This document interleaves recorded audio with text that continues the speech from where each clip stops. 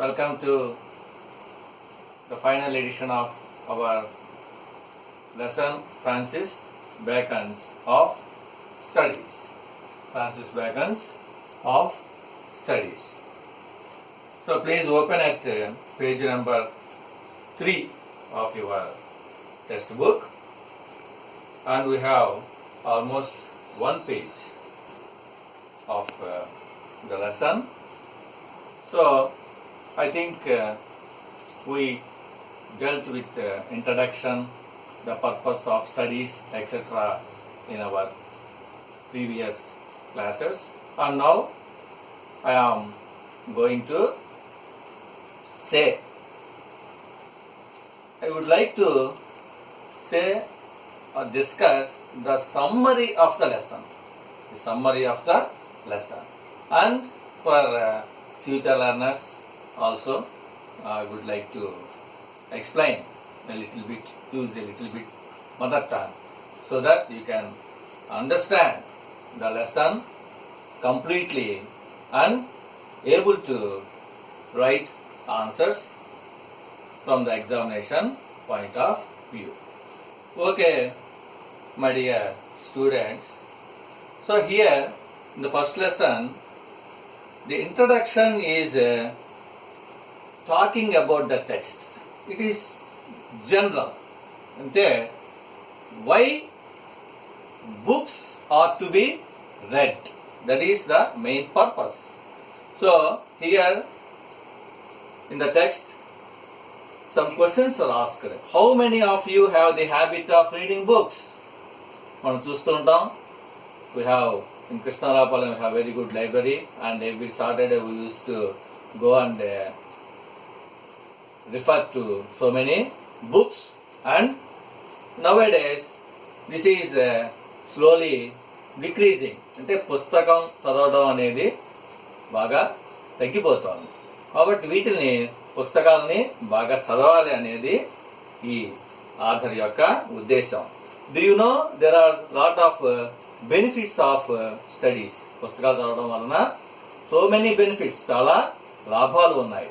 So keeping in mind that Bacon 15th centuryలో almost ఈ lesson ఎస్సేని రాశాడు. అందుకని certain words are very difficult. So మీకోసం I have prepared the summary. I have divided the total lesson into 4 parts. This is first part, this is second, third and fourth. నేను మీకు అర్థమయ్యేలాగా వీటికి తెలుగులో కూడా చెప్తూ ఉంటాను. Okay boys, and first let me explain what is the importance of studying books.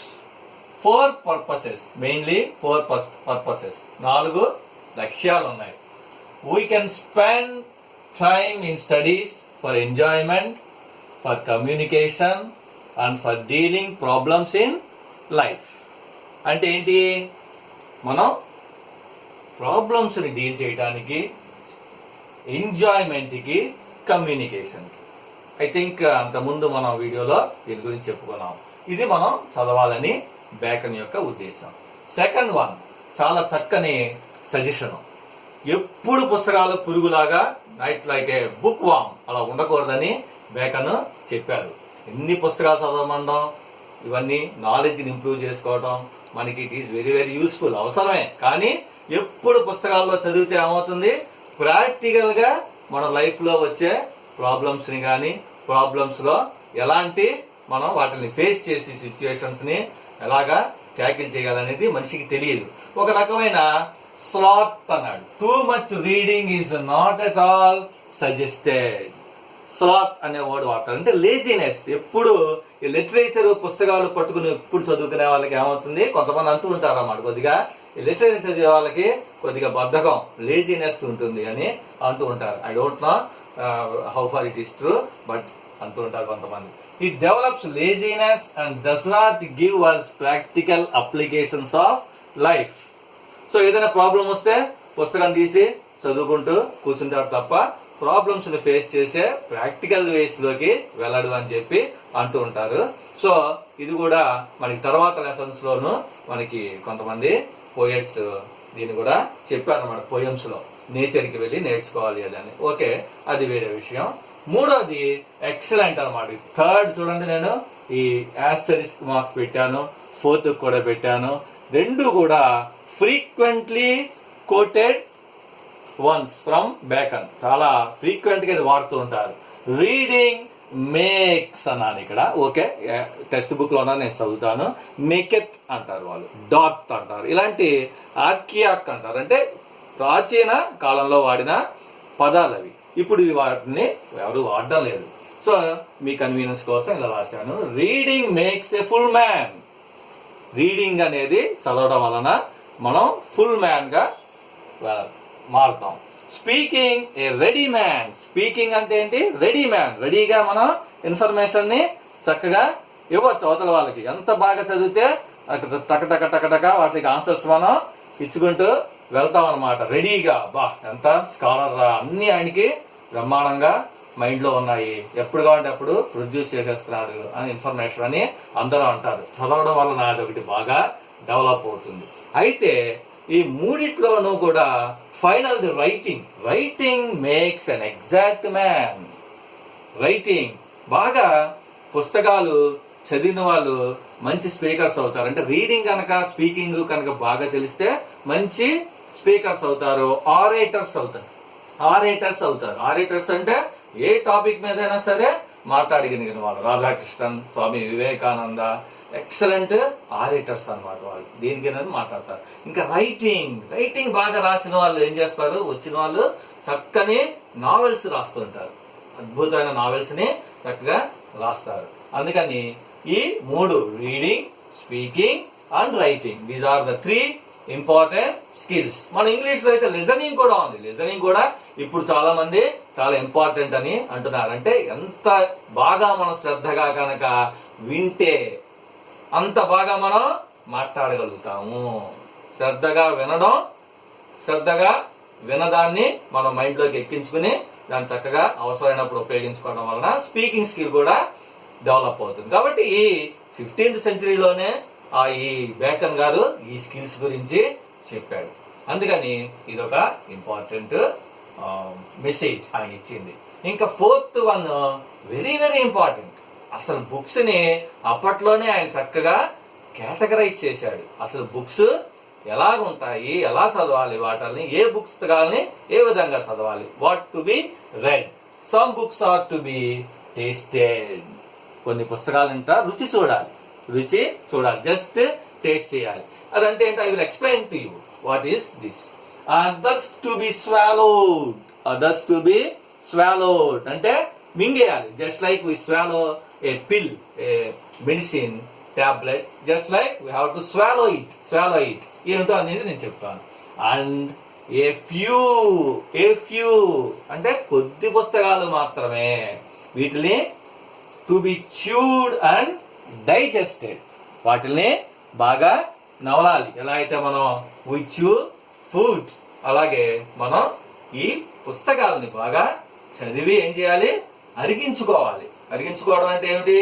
పుస్తకాలని ఏదో సరదాగా ఒక మిషన్ లో పెట్టేసి వాటిని చక్కగా గ్రైండ్ చేసేసి వాటిని చక్కగా స్వాలో ఇట్ అండ్ హ్యాపీగా చక్కగా పడుకుంటే మనకి రాదు. దాన్ని ఏం చేయాలి? డైజెస్ట్ చేయటం అంటే ఏంటి?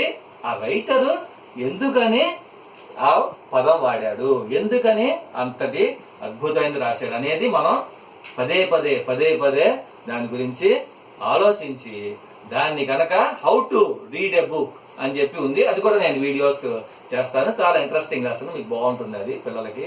అది కూడా నేను I want to categorize these 3 and demonstrate. Okay, so a few books to be chewed and digested. మనం కొన్ని పుస్తకాలను మాత్రమే బాగా చక్కగా చదివి తర్వాత వాటిని బాగా నవిలి వాటిని డైజెస్ట్ చేసుకోవాలి. సో అంటే ఈ 2 students, these 2 are very very important. అన్ని ఇంపార్టెంటే, అది దీస్ ఆర్ మనకి అనోటేషన్స్ కానీ లేకపోతే అసలు బేకన్ యొక్క మొత్తం ఆయన యొక్క స్కాలర్షిప్, ఆయన యొక్క విజ్డమ్ అంతా కూడా వీటిలోనే ఈ 2 కొటేషన్స్ లోనే బాగా కనపడుతూ ఉంటుంది. ఓకే, అర్థమైందా? I think you have understood what I have explain you. ఇప్పుడు I will come to the explanation once again by showing you some books. ఓకేనా? రైట్. డియర్ బాయ్స్, సో మనం ఈ సమ్మరీకి జస్ట్ మీకు for having a better understanding నేను కొన్ని పుస్తకాలని వీటిలో just segregate చేశాను. 3 టైప్స్ అన్నమాట. First one, some books are to be tasted. Some books are to be tasted. Tasted అంటే ఏంటి? జస్ట్ ఎంటర్టైన్మెంట్ కోసం, తర్వాత కాలక్షేపం, జస్ట్ చదువుకోవడం. మీరు చిన్నప్పుడు చదువుకుంటారు Gulliver Travels, very interesting book by Jonathan Swift. ఈయన చక్కగా వీటిని పిల్లలకి రాశారు, చాలా మంది ఇది చదువుతారు. అలాగే సరదాగా హ్యూమరస్ వి అక్బర్ బీర్బల్ కథలు, ఇవన్నీ we have in our library. మీరు చదివారని నేను అనుకుంటున్నాను. Third one, Panchatantra. Third one is Panchatantra. Any type of stories that can be read just for time pass or just to give you some entertainment.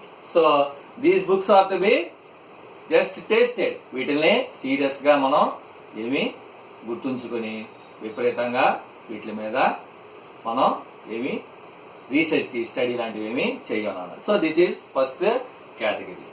And coming to second one, others to be swallowed. Others to be swallowed. Others to be swallowed. Swallowed అంటే ఏమిటి అని అనుకున్నాము. Swallowed అంటే మనం ఒక ఎగ్జామినేషన్కి prepare అవ్వాలి. For example, మీరు after completing your degree, after completing your professional course B Tech, మీరు ఏదైనా కాంపిటేటివ్ ఎగ్జామ్స్కి వెళ్తారు అనుకుందాం. అప్పుడు మీరు జిఆర్ఈ అని, టోఫెల్ అని ఇలాంటి ఎగ్జామినేషన్స్ రాసినప్పుడు వొకాబులరీ కోసం మనం బుక్ తీసుకుని చదువుతాం. ఇది పర్మనెంట్ లెర్నింగ్ ఉంటుంది, కానీ ఎగ్జామినేషన్ కోసం కొద్దిగా మనం వీటిల్లో ఉన్న వర్డ్స్ని వాటిని, Norman Lewis very famous, just to build up vocabulary within 1 month మీకు వొకాబులరీ వచ్చేస్తుంది. సో వీటిని గబగబా చదువుతారు. తర్వాత ఏమవుతుంది, if you don't use this, మీకు words you forget the words. కాబట్టి టెంపరీగా చదవటం. అలాగే ఎగ్జామినేషన్, కాంపిటేటివ్ ఎగ్జామినేషన్స్ కి టెస్ట్ ఆఫ్ రీజనింగ్ అని, టెస్ట్ ఆఫ్ మ్యాథమెటికల్ యాప్టిట్యూడ్, ఇలాంటివి చాలా టెస్టులు ఉంటాయి. ఇవన్నీ టెంపరీగా మనం ఎగ్జామినేషన్ కోసం చదువుతాం. నాట్ నార్మల్ కామన్ సబ్జెక్ట్స్ ఇవి కాదు. ఎగ్జామినేషన్స్ కి ఏదైనా జాబ్ కోసం చదివే వాటికి ప్రత్యేకంగా చదవాల్సి వస్తుంది అనమాట. ఇప్పుడు ఫర్ ఎగ్జాంపుల్ నేనున్నాను, I'm going to write some departmental test, దానికోసం చదువుతాను. రకరకాల ఆర్డర్స్ ఉంటాయి వాటిలో, బట్ తర్వాత నేను వాటిని I forget, just I finally discard them, I don't use in my life. And third one, a few to be chewed and digested. ఎలాంటి books మనం చక్కగా చదివి అర్థం చేసుకుని వాటిల్ని బాగా మనం జీవితంలో ఇప్పుడు కూడా మర్చిపోకుండా ఉండాలి అంటే, ఫస్ట్ వన్ కేటగరైజ్ చేసేది ఏమిటంటే పర్సనాలిటీ డెవలప్మెంట్. పర్సనాలిటీ డెవలప్మెంట్ అంటే మన తెలుగులో ఏమంటాం, వ్యక్తిత్వ వికాసం. మీరు చాలా మోటివేషన్ క్లాసెస్ కి వాటికి వెళ్ళారు, వాళ్ళందరూ కూడా గొప్ప గొప్ప ఈ మోటివేషన్ స్పీకర్స్ ఉంటారు. మనం 10th లో కూడా చదువుకున్నాం, Nick has become a motivation speaker.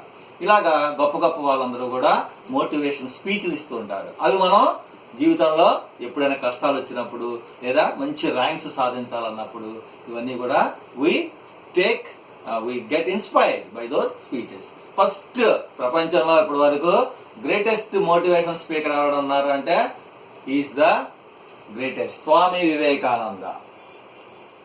ఇంతకన్నా ఎవరు కూడా మోటివేషన్ ఇవ్వలేదు ఇప్పటి వరకు. ఇంత గొప్ప మోటివేషన్ ఇచ్చి అమెరికా, యూరప్, గొప్ప గొప్ప దేశాల్లో మనకి స్వామి వివేకానంద లెసన్ కూడా I think we have in the year, second year. And ఇప్పుడు బాగా పాపులర్ అయిన ఈయన Pattabhiram is very good friend of mine, and also he was the first to get a PhD in hypnotism మీద ఇండియాలో ఇది ఫస్ట్ PhD. సో ఈయన రాసిన ఎంతో మంది విద్యార్థులకి, చాలా మంది డిప్రెషన్ లో ఉంటారు, 10th తప్పామని ఫీల్ అవుతూ ఉంటారు, ఇంటర్మీడియట్ ఫెయిల్ అయ్యాము, ఇంటర్మీడియట్ లో మార్క్స్ తక్కువ వచ్చాయని చాలా డిప్రెషన్ లో ఉంటారు, లేదా 97 రాలేదు 90 వచ్చింది అని చెప్పి చాలా డిప్రెషన్ లో బాధల్లో ఉంటారు. అలాంటి వాళ్ళకి అద్భుతంగా ఇది ఫెయిల్యూర్స్ తో మనం ఎంతసేపు రన్నింగ్ ఆఫ్టర్ సక్సెస్ పొందితే ఒక గొప్ప వ్యక్తిగాను, ఫెయిల్ అయిపోతే ఇంకా జీవితంలో పనికిరాడు కింద సొసైటీ ముద్ర వేస్తుంది. అలాంటి వాళ్ళకి చక్కని పర్సనాలిటీ డెవలప్మెంట్ కౌన్సిలింగ్ అంటారు, ఆ సెషన్స్ చాలా బాగా ఇస్తారు పట్టాభిరామ్ గారు. ఈయన కూడా మీరు ఎప్పుడైనా పెద్దగా చదవండి. తర్వాత ఇదొక్కని ఎమోషనల్ ఇంటెలిజెన్స్, ఎక్సలెంట్ ఐక్యూ అని నేను ఒకసారి మీకు అంతకుముందు చెప్పాను. నేను ఇంటెలిజెంట్ కోషంట్ అని. ఇంటెలిజెంట్ కోషంట్ తో పాటు emotions, these are very very important. నిజంగా ఆ టైంలోనే ఇవన్నీ ఆయన ఎంతో గొప్పగా ఆలోచించి చెప్పాడు. ఎమోషనల్ ఇంటెలిజెన్స్ అంటే how to control our emotions, మన భావాలని, మన యొక్క చక్కని ఆవేశాన్ని, వాటిల్ని ప్రాపర్ గా ఎలా ఛానలైజ్ చేసుకోవాలి, ఎలాగ మనం అవతల వాళ్ళతో మాట్లాడాలి, సోషల్ గా ఎలాగ మనం డెవలప్ అవ్వాలి. ఇప్పుడు రీసెర్చ్ ఏం చెప్తోంది అంటే ఐక్యూ మాదిరిగా ఉన్నా పర్వాలేదు, ఎమోషనల్ ఇంటెలిజెన్స్ కనుక సరిగ్గా లేకపోతే వాళ్ళ జీవితంలో వాళ్ళు సక్సెస్ పొందలేరు అని చెప్పి మనకి రీసెర్చెస్ చెప్తున్నాయి. అందుకని ఎమోషనల్ ఇంటెలిజెన్స్ అనేది వెరీ వెరీ ఇంపార్టెంట్. అంటే బ్రీఫ్ గా ఎమోషన్స్ ని కంట్రోల్లో ఉంచుకోవడం చాలా ఇంపార్టెంట్ స్టూడెంట్స్ కి ఇది. అలాగే ఇంకా మన లైబ్రరీలో ఉంది think and grow rich, excellent book. ఇవన్నీ కూడా మీరు మన కాలేజీ రీఓపెనింగ్ అయిన తర్వాత కొంతమంది చదివారనుకుంటా, ఐ డోంట్ నో, బట్ లేకపోతే చదవండి. జీవితంలో ఇలాంటి బుక్స్ ఇవన్నీ కూడా సంపాదించండి. And there are so many books. తర్వాత ఇంకా ఎక్సలెంట్ గా మనకి ఆల్మోస్ట్ ఈ కాలంలో Abdul Kalam has really motivated students, teachers, educationist, philosophers, ఈయన మోటివేట్ చేసినట్టుగా ఈయన తీసుకున్నన్ని క్లాసెస్ కానీ ఇంటరాక్షన్ విత్ స్టూడెంట్స్ కానీ ఎవరు చేయలేదు. టర్నింగ్ పాయింట్స్, తన జీవితంలో ఎన్ని ఫెయిల్యూర్స్ వచ్చాయి అయినా కూడా ఆయన అంతా గొప్పగా ఒక అద్భుతమైన సైంటిస్ట్ గా ఆయన జీవితం మారింది. And a humble, very humble beginning from a small village. ఇది ఒక ఎక్సలెంట్. ఇది ఇನ್ನು చాలా ఉన్నాయి మన లైబ్రరీలో కూడా బాగుంటాయి. తర్వాత ఇంకొక అద్భుతమైన విషయం నేను ఈ మధ్యన చదివినప్పుడు అర్థమైంది ఏంటంటే ఈయన అబ్దుల్ కలాం గారికే మోటివేషన్ ఇచ్చిన బుక్ట. అది I'm very lucky, I have that book. అవి కూడా మీకు చూపిస్తాను నేను.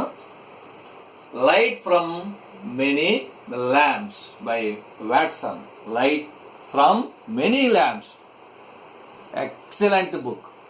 నేను వచ్చినప్పుడు మన పిల్లలకి అందరికీ ఇది ఇద్దాం అనుకుంటున్నాను. ఇది 2 బుక్స్ ఆయన మెన్షన్ చేశారు, అందులో ఒక బుక్ నాకు దొరకలేదు. రెండో book light from many lamps అంటే గొప్ప గొప్ప ఎడ్యుకేషనలిస్ట్, గొప్ప గొప్ప ఫిలాసఫర్, స్టేట్స్మెన్స్ అందరూ కూడా ఎలాగా వాళ్ళ యొక్క ఆలోచనలు ఇందులో పుస్తకంలో రాశారు. దాన్ని చూసి అబ్దుల్ కలాం గారు ఎలాగా ఇన్స్పైర్ అయ్యారో ఆయన చక్కగా దాంట్లో వివరించారు. ఇందులో మనం వీళ్ళ యొక్క చరిత్రని, వాటిని, లైఫ్ అన్ని కూడా చూసి మనం చాలా నేర్చుకోవాలి.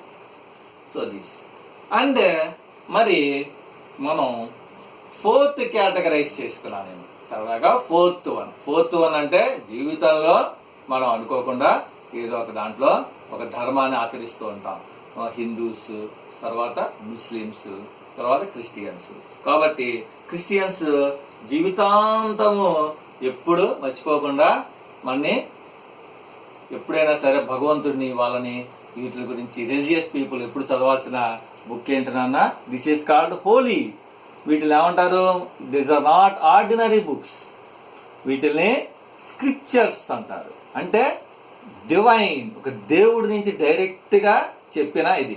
మనుషులు చెప్పిన పుస్తకాలకే ఇంత వాల్యూ ఉంటే ఇంకా దేవుడు he has given his message to the public, to the betterment of human beings. మనుషులు ఎలా ఉండాలి ఏమిటి అనేది. కాబట్టి for Christians this holy Bible, ఇది జీవితాంతం ఉండవలసిన బుక్. వీటిని ఈ కేటగరైజ్ దేంట్లోకి కూడా దీన్ని తీసుకురావడం కుదరదు. దిస్ ఈస్ ఆల్మోస్ట్ మనకి పర్మనెంట్ గా మన దాంట్లో ఉండాల్సింది. And for Hindus Bhagavad Gita, this is also a must one. మనకి ఎప్పుడు కష్టం వచ్చినా యాక్షన్ ఎలా ఉండాలి, ఎలాగా we have to perform our duty, ఇలాంటివన్నీ ఇందులో చెప్తారు. And I have got Quran also, but unfortunately I cannot present you now. ఓకేనా? These are the main things we have to memorize. So what I want to tell you is not simply by hearting the textual content direct ga by heart cheyakunda the summary what Bacon wants to give us అనేది కనుక మీకు తెలుసుకుంటే మీరు ఎలాంటి questions అయినా ఈజీగా రాయొచ్చు. And dear boys, in page number 6 we have about the lesson. This is given in a very simple way. This extends up to 3 to 4 paragraphs. Very simple language and the summary and the essence of our textual content. ఇది easy language లో రాసేది, ఎందుకంటే difficult words ఉంటాయి. చూడండి, for example చాలా ఆశ్చర్యమైన words కొన్ని మనకి ఉంటాయి. DOTH doth, you can come across these words. Maketh, Francis Bacon, ఇలాంటి వర్డ్స్ అప్పుడు ఉండేవి, ఇప్పుడు లేవి. డాట్, DOTH డాట్, ఇక్కడ ఏమైనా ఇచ్చాడమ్మా, ఆర్కియాక్ ఫార్మ్ ఆఫ్ మేకెత్ అంటే నథింగ్ బట్ మేక్, అలాగే డాట్ అంటే నథింగ్ బట్ డూ. అవి in due course of time మారిపోయి ఈ వర్డ్స్లోకి రూపాంతరం చెందే అంటాం మనం ఫార్మ్స్ తీసుకుంటారన్నమాట. మిగతా అవన్నీ పర్వాలేదు. దిస్ ఈజ్ అనదర్ వర్డ్ కంటెమ్, ఇది కూడా అంతే. కంటెంప్ట్, ఇలాంటివి వాటిలో ఉంటాయి. ఈ పక్కన చూసారన్న, ఇవి this is called phonetic script. ఇవి కూడా డీల్ చేద్దాము. ఫోనెటిక్ స్క్రిప్ట్ అంటారు, అంటే ఇది ఎలా పలకాలి, how to pronounce this word అనేది పక్కన మీనింగ్ ఇస్తారు. అయితే ఊరికే నేను ఫస్ట్ మీ కన్వీనియన్స్ కోసం కొన్ని అండర్లైన్ చేశాను. డిలిజెన్స్, సటిల్, సైలెంట్ వర్డ్స్ కూడా వస్తాయి మన సటిల్, ఇది అంతకుముందు చేశారు. అండ్ డిస్పోజిషన్, స్లాత్, ఇందా చెప్పాను, స్లాత్ అనే వర్డ్ వాడారు. లేజినెస్కి దట్ ఈస్ ఎఫెక్టేషన్, నాట్ ఎఫెక్షన్. ఎఫెక్టేషన్ అంటే మనకి ఆర్టిఫిషియాలిటీ అనమాట, కొద్దిగా హడావిడిగా ఉండి దాంట్లో ఆర్టిఫిషియల్ ఇది ఉన్నది, ఎఫెక్టేషన్స్ అంటూ ఉంటారు, ఇది అనమాట. సో ఇలాంటి వర్డ్స్ ఉంటాయి. తర్వాత లాటిన్ వర్డ్స్ మనం అంతకుముందే చెప్పుకున్నాం. లాటిన్ వర్డ్స్ విపరీతంగా యూజ్ చేశాడు ఆయన, అందుకని ఆ లాటిన్ వర్డ్స్ కూడా మనకి గ్రీకు లాటిన్లోంచి కొన్ని వర్డ్స్ని ఊరికే చూపిస్తున్నాను. ఇవి ఇప్పుడు లేవు. Abonnet studia in modes in Latin means studies determine character.